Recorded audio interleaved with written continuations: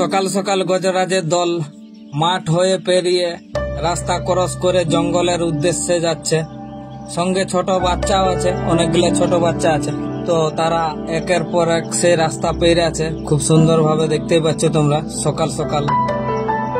আর সেই ধার থেকে দাঁড়াই করে কিছু লোক দেখছে, আর এই ধারে কিছু লোক আছে।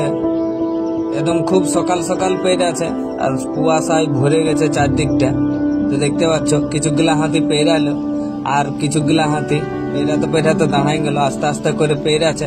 আরো পেছনে আরো হাতি আছে, ছোট বাচ্চাও আছে তাদের সঙ্গে।